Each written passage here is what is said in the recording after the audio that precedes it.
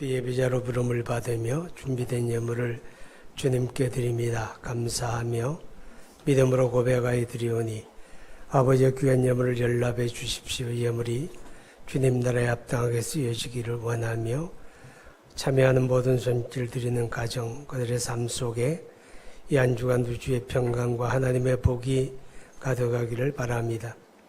아버지의 말씀을 들으면서 병든 자, 상한 자들이 치유함을 받으며 마음의 근심, 걱정, 고통, 두려움이 있는 자들, 하나님의 말씀 속에 이루와 용기와 새 힘, 희망을 허락해 주시기를 간절히 원합니다. 예수님 이름으로 기도하옵나이다. 아멘. 올해가 이제 종교개혁 500주년이 됩니다. 1517년 루터에 의해서 시작된 종교개혁이 있었고, 우리가 중세하게 되면 이제 서기 590년부터 1517년까지 1000년 동안을 중세시대에 그러게 됩니다. 이 중세시대에 그러게 되면 로마 가톨릭이라고 하는 종교단체가 세계를 지배하던 그런 때였습니다. 민족과 국가를 초월해서 초월적인 그런 종교단체로 존재하던 그런 때였죠. 그러다가 1517년 이제 개혁이 일어나게 됐는데 어떤 사람들은 말합니다. 그게 꼭 필요한 건가? 왜 필요한가 하는 문제를 좀 살펴보려고 하는데, 오늘 우리가 읽은 말씀 11절에 보면 오직 너 하나님의 사람아 이렇게 말씀을 하죠. 누가 하나님의 사람인가? 여기서 하나님의 사람이라고 하는 말의 의미는 하나님에게 속한 사람, 하나님이 구별한 사람, 그런 뜻입니다. 구약적인 의미로 보게 되면 혈통적인 아브라함의 자손, 곧 이스라엘을 가리켜서 하나님의 사람이라고 하죠. 왜냐하면 하나님이 그들을 구별하셨고 그들이 하나님에게 속했기 때문입니다. 그럼 신약적인 의미로 보게 되면 그리스도 예수를 믿는 사람, 그래서 구원받은 사람을 하나님의 사람이라고 하죠. 왜냐하면 그들이 하나님의 이름으로 구별이 되고 하나님에게 속하기 때문입니다. 요한복음 1장 12절의 말씀을 우리 한번 같이 볼까요? 영접하는 자 곧 그 이름을 믿는 자들에게는 하나님의 자녀가 되는 권세를 주셨으니, 그러니까 예수 믿고 구원받은 그들이 바로 하나님의 사람이다 라고 하는 의미가 됩니다.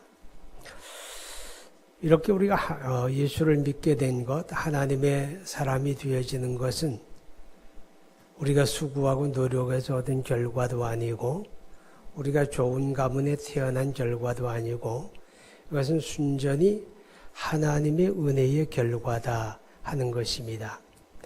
그래서 에베소 2장 8절의 말씀을 보게 되면 너희는 그 은혜에 의하여 믿음으로 말미암아 구원을 얻었으니 이것은 너희에게서 난 것이 아니요 하나님의 선물이라. 하나님의 선물이다, 은혜다, 그렇게 말하고 있음을 보게 됩니다. 우리가 그 은혜를 인해서 하나님의 사람 된 것을 감사해야 되겠죠. 아멘. 이 하나님의 사람들에게 오늘 성경은 한 가지를 요구합니다. 12절에 보게 되면 믿음의 선한 싸움을 싸우라 그랬습니다. 하나님의 사람들이 이 땅에 살아가면서 믿음의 선한 싸움을 싸워야 한다 이렇게 말합니다. 자, 여러분, 우리가 믿음의 선한 싸움을 싸우는 건 싸워도 되고 안 해도 되고 그런 문제가 아니고 필연적입니다. 왜냐하면 12절에 보게 되면 믿음의 선한 싸움을 싸우라, 영생을 취하라. 이를 위하여 내가 부르심을 받았고 많은 증인 앞에서 선한 증언을 하였도다. 내가 부르심을 받았고 이를 위하여, 이 말은 하나님이 우리를 하나님의 사람으로 구별하신 목적 중에 하나가 선한 싸움을 싸우는 병사로 우리를 구별하셨다, 그런 뜻입니다. 그렇기 때문에 디모데후서 2장에 보게 되면 우리 그리스도인들의 삶을 가리켜 그리스도의 군사다, 그런 표현을 하게 됩니다. 또 디모데후서 4장 7절에 보면 사도 바울이 그 만년에 이제 고백하기를 내가 관제와 같이 부음이 되고 내가 나의 선한 싸움을 싸우고 나의 달려갈 길을 마치고 믿음을 지켰으니 그러죠. 나는 선한 싸움을 싸웠다 그런 말이에요. 예수 믿는 그날부터 하늘의 부름을 받을 때까지 바울은 선한 싸움을 싸우는 삶을 살았습니다. 그 말은 어떤 의미인가 하면 우리가 신앙생활하는 자체가 뭐냐? 예수 믿고 구원받은 사람이 이 땅에서 하나님을 섬기며 그리스도를 따르는 게 신앙생활인데 이 같은 신앙생활을 한마디로 요약하면 선한 싸움을 싸우는 것이다. 깨달아지면 아멘합니다. 선한 싸움을 싸우는 것이다. 그렇게 말합니다. 자, 그러면 선한 싸움이 어떤 것인가? 구체적인 내용을 보면 11절에 오직 너 하나님의 사람아 이것들을 피하고 의와 경건과 믿음과 사랑과 인내와 온유를 따르며 피하고 따르라. 그러니까 선한 싸움이 뭐냐? 피할 것은 피하는 거고 따를 것은 따르는 거예요. 이게 선한 싸움이에요. 우리가 신앙생활에 피할 게 있잖아요. 그죠? 피할 거를 피하기 위해서는 때로는 다짐도 하고 결단도 하고 그렇게 싸워야 돼요. 또 따르고 행할 거는 따르고 행하기 위해서 우리가 자기를 쳐서 순종시켜야 하고 선한 싸움을 싸워야 하는 거죠. 자, 우리가 종교개혁 이야기로 가서 보면 1517년 10월 31일 루터가 비텐베르크 성당문에다가 가톨릭의 잘못되어진 내용들 95개 조항을 게시하게 됩니다. 그래서 이제 종교개혁의 횃불이 들려지게 되는데 그게 꼭 필요하냐 그 말이죠. 그게 꼭 필요하냐. 어떤 사람들은 천주교는 큰 집이고 개혁교회는 작은 집이다 그런 얘기예요. 일부는 맞고 일부는 틀립니다. 자 보세요. 기독교는 어디에서 시작합니까? 기독교는 예루살렘에서 시작하죠. 예수님이 십자가에 죽으시고 부활하신 사건이 어디서 일어납니까? 예루살렘에서 일어나죠. 그러니까 기독교는 예루살렘에서 시작을 한 거예요. 그러면 로마 가톨릭 그러니까 가톨릭은 어디서 시작합니까? 로마에서 시작한 거죠. 그러니까 로마 가톨릭은 언제 시작합니까? 로마 가톨릭은 적어도 5세기에 와서 시작이 됩니다. 왜냐하면 3세기 동안 그러니까 주 313년 콘스탄틴 대제가 기독교를 인정하고 그 이전까지는 기독교 박해기 300년 동안은 처참한 박해기죠. 기독교는 그야말로 숨어서 예수 믿는 시대였어요. 근데 그때까지는 뭐 로마 가톨릭 그런 게 없죠. 그 다음에 자유를 얻고 이제 나와서 교회가 조직이 되어지고 예배당도 건축하고 이렇게 되어진 게 4세기 후반부터예요. 그러다가 5세기에 와서 이제 로마 교회가 모든 교회의 우두머리다 이렇게 주장하기를 시작하면서 이제 로마 가톨릭이 만들어지게 됩니다. 그러니까 잘 보세요. 예수 그리스도로부터 시작하는 기독교가 먼저 있었습니까? 아니면 로마에서 시작하는 로마 가톨릭이 먼저 있었습니까? 기독교가 먼저 있었죠. 그죠? 그러다가 로마 가톨릭 시대를 맞이하면서 1000년 동안 이 그리스도의 생명의 복음이 그들 속에 감추어져 있었던 것 뿐이죠. 그러다가 종교개혁을 통해서 그리스도의 복음이 회복되어지는 역사가 있었다. 이렇게 보면 됩니다. 종교개혁의 발단과 원인은 뭘까? 한 세 가지로 우리가 구분을 해볼 수가 있는데 그 중에 하나는 성경이 금서로 지정이 되는 겁니다.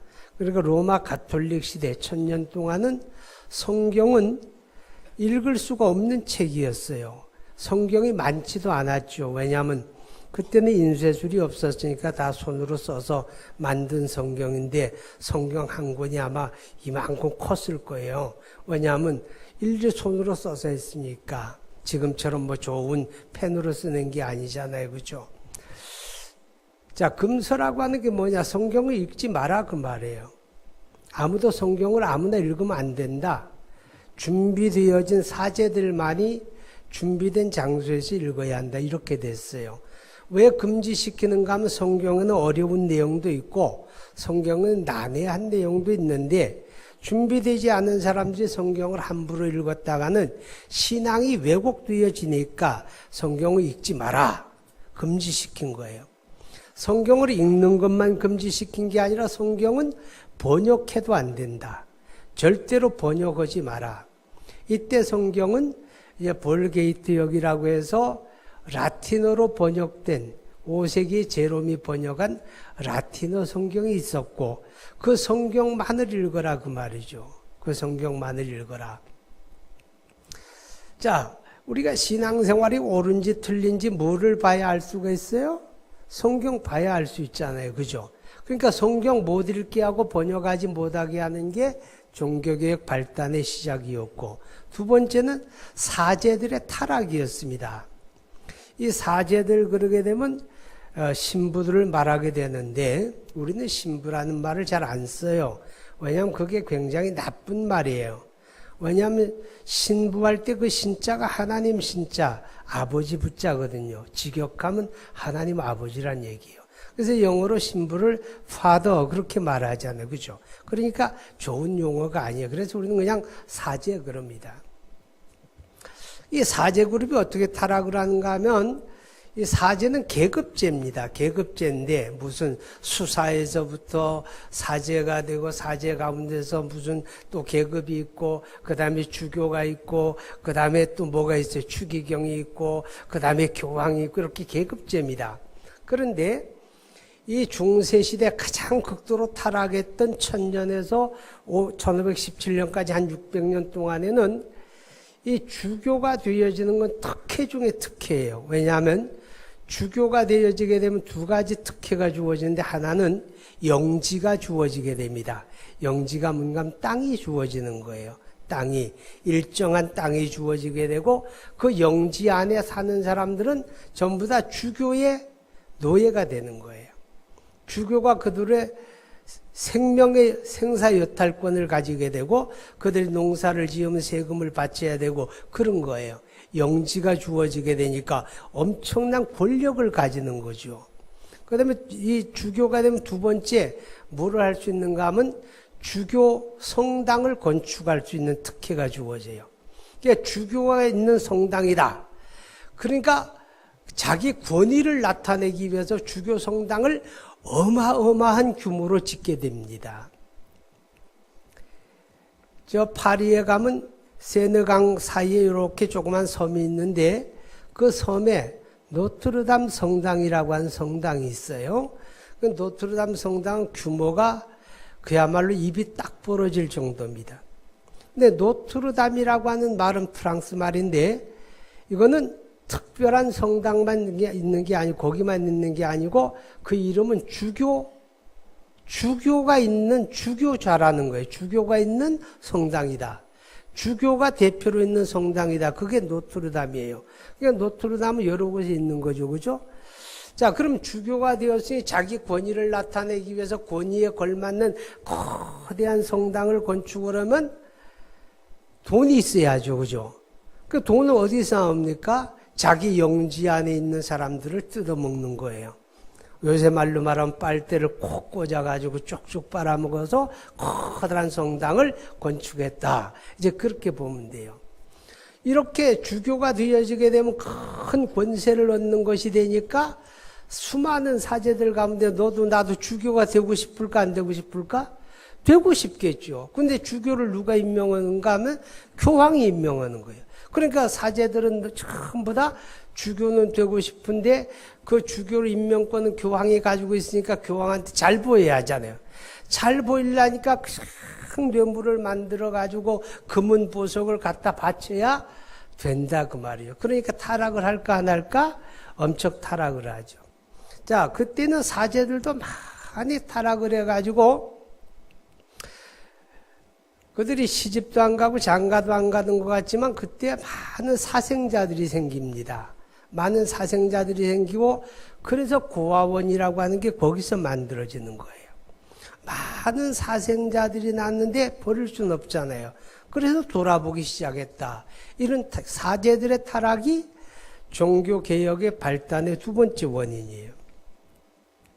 그 다음에 세 번째 직접적인 원인이 있었는데 그게 뭔가 하면 면죄부를 판매하는 겁니다. 면죄부라고 하는 건 어떤 의미의 교리를 갖는가 하면 저 하늘나라 천국에 가게 되면 거기는 예수님의 공덕과 사도들의 공덕과 그들이 지정하는 성인들의 공덕이 하늘 창고에 가득하게 쌓여 있는데 그 공덕의 일부를 교황이 가져다가 면죄부라고 하는 증서에 써가지고 그 증서를 나누어 주면 그 천국에 쌓인 공덕이 면죄부에 담겨 있기 때문에 그 성인들의 공덕을 내가 힘입어서 뿅 하고 천국 간다. 이제 그런 의미예요. 이거 언제 만들었는가 하면 십자군 전쟁을 벌이면서 만들어졌어요. 그래서 교황이 그때는 십자군 전쟁에 참여하는 병사들에게 출전하기 전에 그들에게 면죄부를 하나씩 주면서 너는 죽어도 천국 가는 거니까 걱정하지 마라. 그래서 면죄부를 하나씩 주니까 그거 받아들고 전쟁터에 나가서 죽기 살기로 싸웠던 거죠. 자, 그러다가 그때는 면죄부를 돈 받고 팔지 않았어요. 그런데 이제 1500년대에 와가지고 바티칸에, 그러니까 지금의 바티칸이에요. 바티칸에 가면 이탈리아 바티칸에 세계 3대 박물관 중에 하나라고 하는 바티칸 박물관이 있거든요. 그 바티칸 박물관과 그 성당이 있는데 그게 어마어마한 규모예요. 그리고 그 바티칸 박물관 천정에 그 높은 천정에 보게 되면 천지창조라고 하는 레오나르도 다빈치의 불후의 명작이 이렇게 기울어져 있어요. 그래서 줄을 타고 다빈치가 누워가지고 그림을 그렸다 그러죠. 자기 혼자 그런 건 아니에요. 13사람의 보좌들이 있었어요. 13사람의 그 보좌들의 도움을 받아가지고 그걸 그렸다 그러는데 그 어마어마한 걸 지어내려니까 돈이 필요하고 그때는 성당이 없는 건 아닐 수 있었는데 그때 논리는 이렇습니다. 사도들과 수많은 성인들의 유물이 엄청나게 바티칸에 있는데 이것을 위해서 새로운 창고를 지어야 되겠는데 돈이 없으니까 어떻게 할까? 주교들을 모아놓고 회의를 했어요. 그 회의 결과가 뭐냐? 그러면 면죄부를 판매합시다. 이렇게 결정이 된 거죠. 그래서 이제 면죄부를 판매를 하는데 누구든지 돈을 내고 면죄부를 사게 되면 내가 내 이름으로 면죄부를 사면 내가 죽었을 때 나는 천국에 직행한다는 거예요. 천주교 교리에서는 천국과 지옥이 있고 그 중간에 연옥이 있는 거예요. 이 연옥이라고 하는 건 어떤 것인가 하면 사제들은 죽으면 바로 천국에 뿅 하고 들어가는데 일반 교인들은 죽으면 99.9%가 전부 다 어딜 가네? 연옥에 간다는 거예요. 이 연옥이라고 하는 건 살만한 곳이 아니고 여기는 형벌받는 장소인데 거기에 들어가게 되면 자기가 지은 죄만큼 세월을 보내면서 연옥에서 자기 죄값을 다 치르고 나야 그 후에 천국으로 옮겨간다. 이게 연옥교리입니다. 그런데 내가 면죄부를 돈 주고 사게 되면 그 천국의 공덕을 내가 가진 거니까 그 공덕에 의해서 내가 천국으로 바로 간다는 거예요. 그 다음에 이제 조금 더 발전을 해가지고 돌아가신 부모님, 돌아가신 형제, 돌아가신 처갓집 식구 그들의 이름으로 내가 면죄부를 사게 되면 면죄부를 사는 순간 그 연옥에 있는 영혼이 천국으로 뿅 하고 들어간다. 이게 바로 면죄부를 판매하는 이론입니다. 그러니까 사람들이 면죄부를 사려고 줄을 설 거 아니에요? 그리고 또 한 가지는 면죄부 판매권을 주교들에게 주었어요.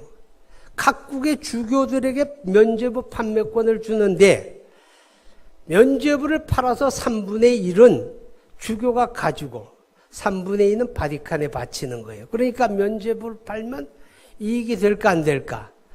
엄청난 이익이 돌아오게 되죠. 그러니까 주교들이 혈안이 되어가지고 온갖 감언이설을 다 내세워서 면죄부를 열심으로 팔았던 거죠. 이것이 이제 종교개혁의 발단이 되어졌다. 그렇게 우리가 이해를 할 수가 있습니다. 자, 이제 그래서 마틴 루터가 이건 말도 안 된다. 이건 아니야. 이건 말이 안 돼. 그래서 95개 항의문을 써가지고 비텐베르크 성당 문에다 게시를 했어요. 게시를 했고 그게 순식간에 인쇄가 되어가지고, 왜냐하면 이제 르네상스 이후에 인쇄술이 발전을 하니까 그 전까지는 손으로 다 써야 했는데 뭐 인쇄기가 돌아가니까 금방 그냥 인쇄를 해가지고 유럽 전역에 쫙 깔려버리니까 루터가 사실 겁났죠. 왜냐하면 거대한 공룡 집단인 로만 가톨릭과 싸운다는 게 말이 안 되잖아요. 충분히 물러설 수도 있었는데 이제는 물러설 수도 없게 되어진 이유가 뭔가 하면 그게 전부 세계에 쫙 깔려버렸기 때문에, 그래서 어쩔 수 없이 등 떠밀려서 그 길을 가지 않았겠나, 이제 그런 생각을 해요. 자, 그래서 이제 루터의 반박문을 두고 로마 가톨릭 바티칸에서 그 당시에 저명한 신학자 한 사람을 보냅니다. 그 사람 이름이 에크라는 사람인데, 에크가 이제 와가지고 청중들을 모아놓고 루터와 더불어 논쟁을 벌입니다. 루터의 논주가 맞느냐 틀리느냐 논쟁을 벌이자. 그래서 이제 둘이 앉아서 논쟁을 벌이는데 그 논쟁이 4가지 주제였습니다. 그 중에 첫째는 교황 권위에 대한 겁니다. 교황 권위. 자, 이 교황 권위에 대한 건데, 교황 권위에 대해서 이제 에크라고 하는 사람은 뭐라고 말하는가 하면 교황권은 하나님이 내리신 거다. 그러니까 모든 백성은 순종할 따름이다. 그러니까 루터가 있다고 하는 말이 그건 말이 안 된다. 왜냐하면 교황권을 그 권위를 인정했던 게 이사도리안 교령집이라고 하는 건데, 이사도리안 교령집은 위조된 문서다. 위조된 문서에 의해서 교황권이 인정된다면 그건 허위다. 교황권은 가짜다. 어떻게 교황이 있을 수가 있느냐. 이제 반박을 하죠. 그 다음에 2번째 주제가 뭔가 하면 그것은 성경의 권위에 대한 겁니다. 루터가 오직 성경을 이야기했죠. 우리의 신앙과 행위를 규정하는 규범은 오직 성경밖에 없다. 성경이 가르친 대로 믿고 사는 게 기독교 신앙이다. 그러니까 에크라고 하는 신학자가 하는 말이, 오직 성경이라고 하는 주의는 그 당시에 현대 사조에 빠져있는 이단 사상이다. 오직 성경만을 믿음과 행위의 규범으로 정하는 건 이단 사상이다. 그렇게 얘기를 합니다. 그 다음에 이제 3번째 주제가 연옥교리에 관한 겁니다. 연옥교리는 앞서서 설명드렸죠. 자, 연옥교리에 대해서 에크라고 하는 신학자가 뭐라고 하는가 하면, 마카비서 2장 12절과 45절을 보면 연옥에 대한 이야기가 있다. 그러니까 연옥교리는 성경적이다. 그럽니다. 자, 마카비 문서는 뭔가 하면 정경이 아니에요. 정경이 아니고 외경이라고 하는 문서인데, 루터가 반박하기를 그건 성경이 아니다. 그럼 성경이 아닌 문서에 있는 걸 신앙의 근거로 삼는다는 건 말이 안 되지 않느냐. 그거 없어져야 될 교리다. 이렇게 반박을 하게 됩니다. 4번째 주제가 이제 면죄부 사건과 고해성사입니다. 고해성사는 알지요? 신부 앞에 가서 내가 이런 죄를 졌습니다. 고백을 하면 신부가 내가 내 죄를 사하노라 그럼 죄가 사해진다는 거예요. 이 면죄부와 고해성사에 대해서 논쟁을 벌이는데, 에크라고 하는 신학자가 하는 말이 면죄부 판매와 고해성사는 가톨릭의 오랜 전통에 근거하는 것이다. 그러니까 아무 문제가 없다. 백성들은 마땅히 따르는 게 신앙적인 자세다 그럽니다. 그때 루터가 말합니다. 성경에 근거하지 아니하는 전통, 성경에 근거하지 아니하는 전통은 인위적인 것이다. 그렇기 때문에 성경에 근거한 신앙으로 개혁되고 회복되어야 한다. 성경에 근거하지 않는 것들은 마땅히 부정되어야 한다. 이렇게 이제 이야기를 하게 되죠. 그렇지만 이제 그 논쟁 이후에 이제 루터는 정죄를 당하게 됩니다. 이단으로. 자, 여기서 우리가 한 가지 기억해야 할 거는 이 종교개혁의 결과가 뭐냐. 종교개혁의 결과는 두 가지로 요약을 하면 성경 회복, 그리고 성경적인 신앙 회복, 이렇게 말할 수가 있죠.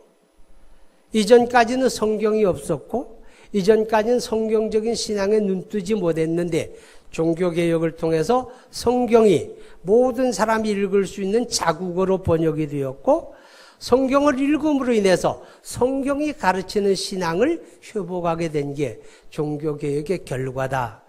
또 이 종교개혁으로 말미암아 우리에게 돌아온 혜택이 뭐냐? 첫째는 여러분이 성경을 우리말로 읽을 수 있는 게 첫째 혜택이고, 둘째는 예배를 우리말로 드릴 수 있다는 거죠. 그 당시까지만 해도 예배는 사제들에 의해서 라틴어로만 집례가 됐습니다. 그러니까 라틴어로 예배가 진행이 되고 라틴어로 성경을 읽고 그랬잖아요. 그죠? 그런데 이제는 성경이 우리말로 번역되니까 종교개혁 이후에는 누구든지 우리말로 예배를 드리게 되었죠. 그 다음에 세 번째 혜택은 뭔가 하면 찬송이라고 하는 게 만들어지게 돼요. 회중 찬송이라 그러지. 우리가 예배 드릴 때 우리가 다 찬송을 부를 수 있는 게 얼마나 큰 은혜입니까?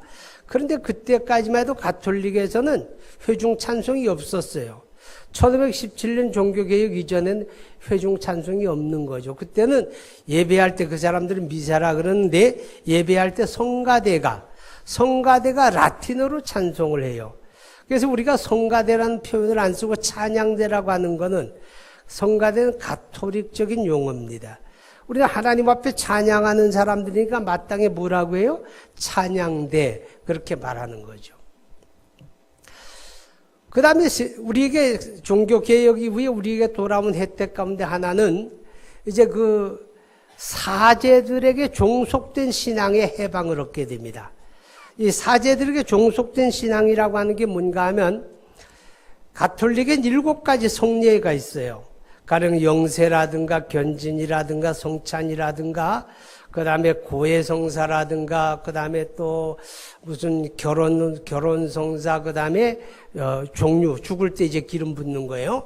그 7가지 성례전이 있는데 그 7가지 성례전은 나서 죽을 때까지라는 말이에요. 나서 죽을 때까지. 그 나서 죽을 때까지 사제가 없으면 그게 성례를 할 수가 없는 거예요.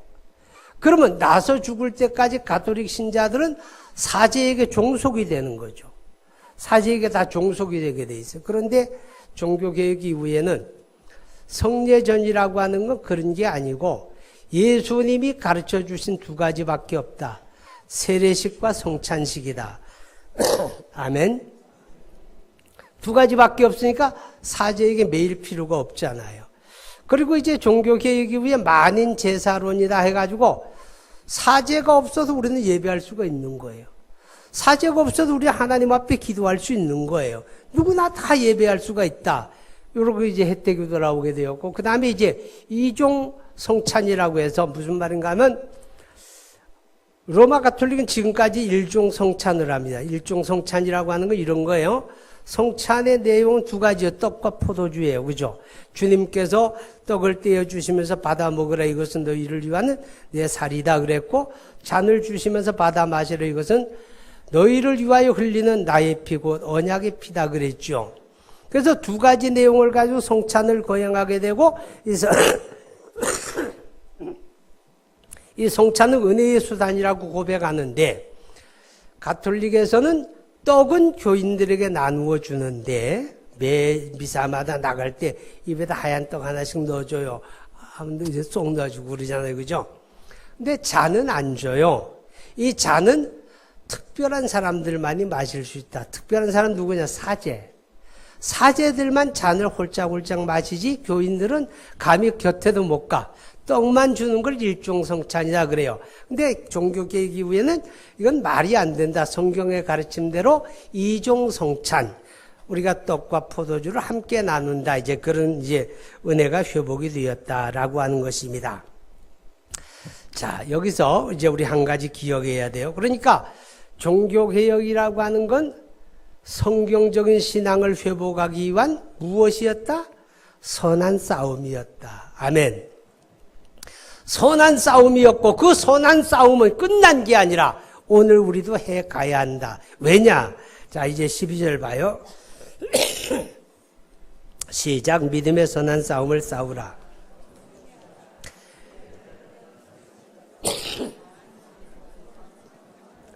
예, 선한 싸움을 싸우라 그러면서 뭘 취하라? 영생을 취하라 그랬어요.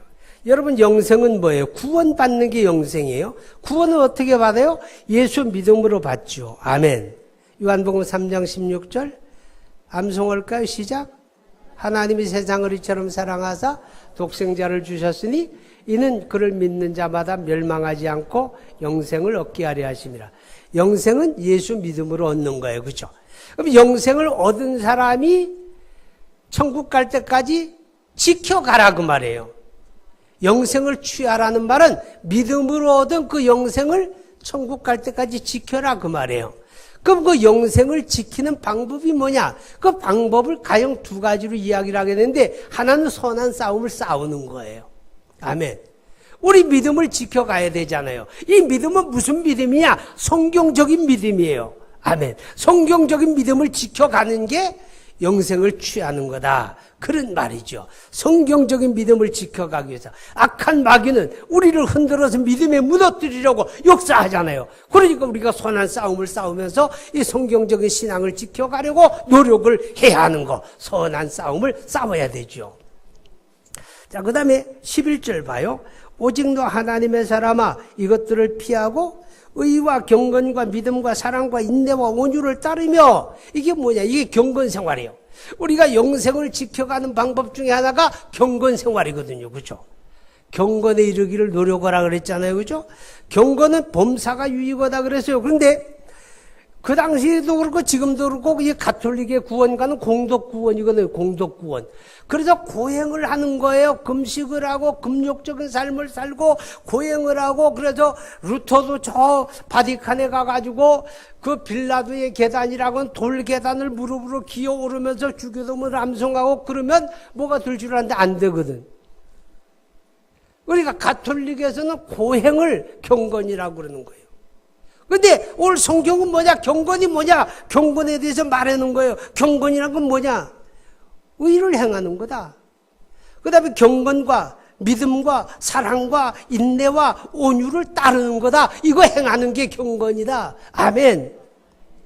그래서 야고보서 2장 27절에 말씀하죠. 하나님 앞에 더러움이 없는 참된 경건은 고아와 과부를 돌아보고 자기를 지켜 새 속에 물들지 않는 거, 이게 참된 경건이다. 경건은 고행이 아니고 경건은 행하는 거다. 아멘. 주님의 말씀의 가르침을 행하는 거다. 할렐루야.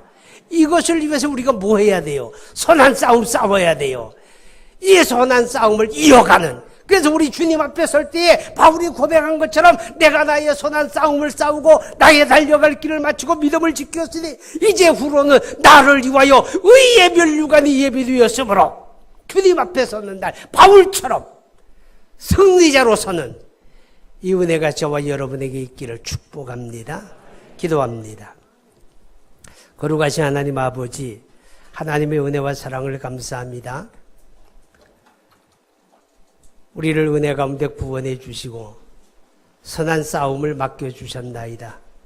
주님 오시는 그날까지, 예수 믿고 천국 가는 그날까지 우리가 선한 싸움을 싸워나가는 용기 있는 하나님의 사람들 되게 하시고, 이 싸움을 잘 감당하고 주님 앞에 설 때에 승리자로 서는 그런 은혜가 있게 하여 주옵소서. 예수 이름으로 기도하옵나이다. 아멘.